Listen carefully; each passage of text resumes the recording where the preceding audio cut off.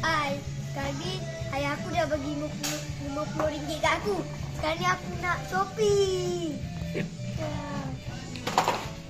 Jom lah. Aku pun nak kaya dah macam abang aku. Bagi RM5. Kalau tak bagi RM5, bayar sendiri. Okey, bye-bye. Hai, aku Hara. Selamat datang ke YouTube channel aku.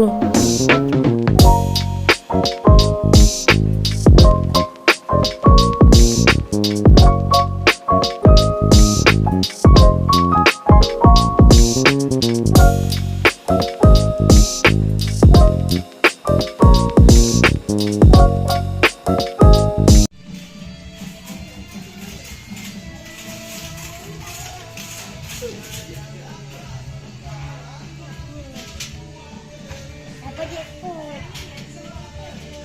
Tunjuk lah.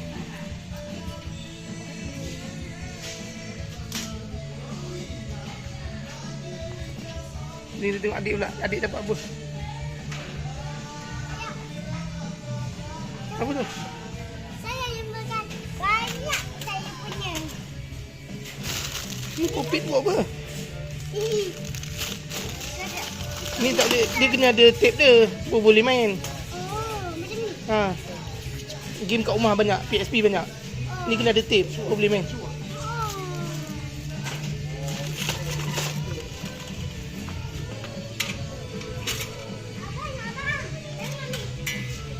Narik ke? Ambil.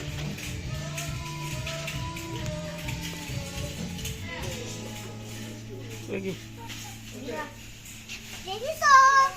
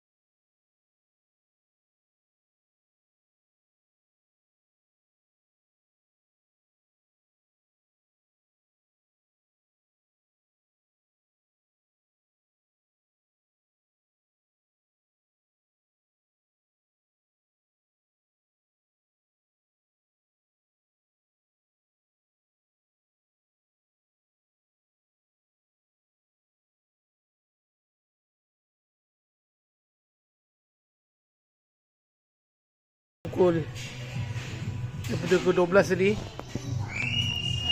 Ni dengar ni. Ni dengar.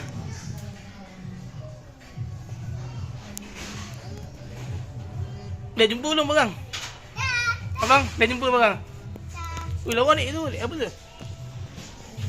Kereta.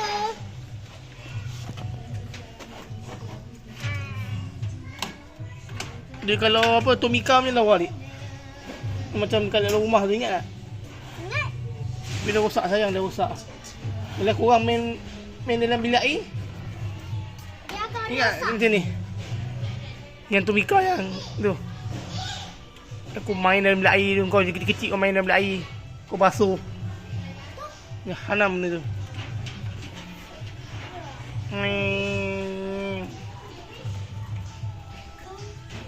Jom lah.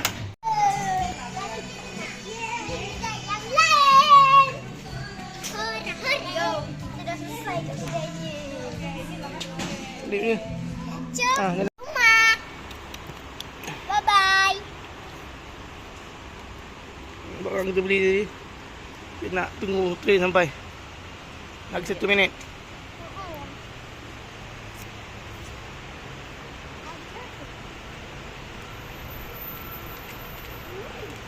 No.